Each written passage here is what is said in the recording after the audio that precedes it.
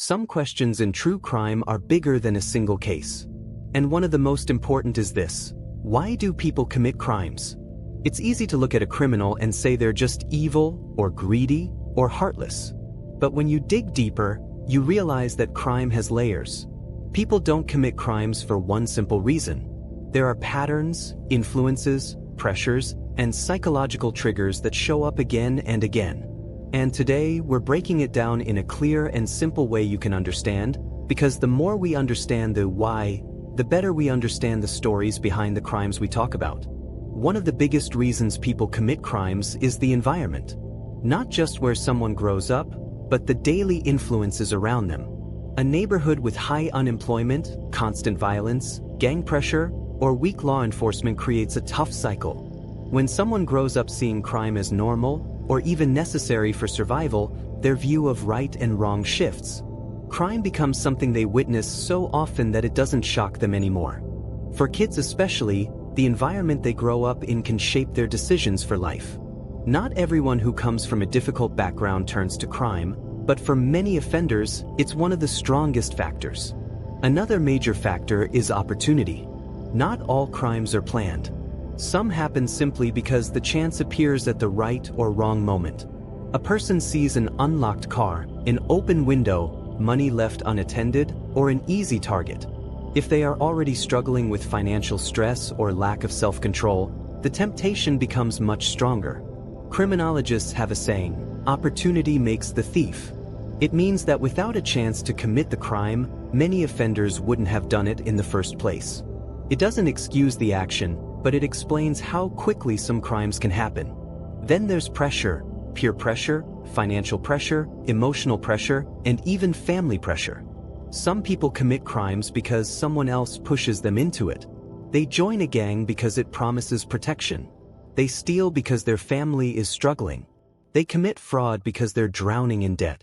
People often imagine criminals acting alone, making cold decisions. But in reality, pressure from others or from life situations is one of the biggest triggers behind criminal behavior. When someone feels trapped, desperate, or influenced by a stronger personality, they can make dangerous choices. Mental health is another key factor that often gets ignored. Conditions like antisocial personality disorder, severe trauma, lack of impulse control, addiction, and untreated mental illness can make someone more likely to commit certain types of crimes. This doesn't mean everyone with mental health struggles is dangerous, not at all. But when someone is untreated, unsupported, or already dealing with stress, their judgment can weaken. Trauma, especially childhood trauma, has been linked to violent behavior later in life. Some offenders aren't thinking clearly, don't understand the consequences, or are acting from deep emotional wounds. We also have the influence of upbringing and family. How someone is raised plays a huge role in how they behave. If a child grows up in a home with abuse, neglect, crime, or instability, they learn the world in a distorted way. If the people who are supposed to guide you are the ones hurting you, your sense of trust and morality can get damaged. Some criminals grow up thinking violence is normal because they see it every day. Others never learned boundaries or consequences because no one taught them. Again, not everyone from a difficult home becomes a criminal, but many criminals come from difficult homes. Greed and power also drive a large number of crimes, especially white-collar crimes like fraud, embezzlement, and corruption. These criminals often have stable backgrounds, good education, and plenty of opportunities to succeed legitimately. But the desire for more money, more control, or a higher status pushes them to break the law. In these cases, the crime isn't about survival, it's about ambition without ethics. Some people believe they're too smart to get caught, or that the rules don't apply to them. Another major reason people commit crimes is emotional reaction. Crimes of passion, for example, happen when someone is overwhelmed with anger, jealousy, betrayal, or fear. These aren't planned crimes.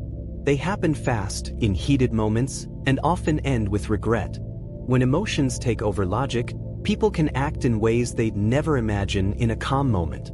This is why arguments, breakups, and domestic tensions can sometimes turn into tragedies.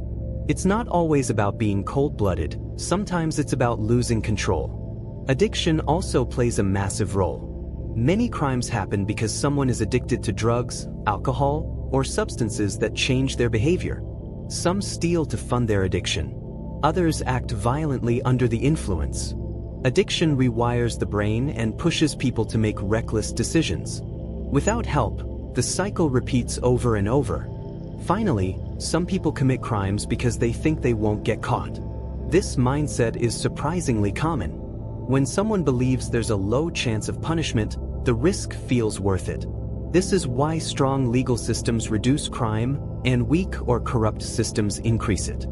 Fear of consequences is a powerful motivator. When you put all these factors together, environment, opportunity, pressure, mental health, upbringing, greed, emotional reactions, addiction, and the belief they can escape punishment, you realize crime is not random. It happens at the intersection of personal choices, life circumstances, and psychological influences. That doesn't excuse it, but it helps us understand it. And understanding is the first step to preventing it.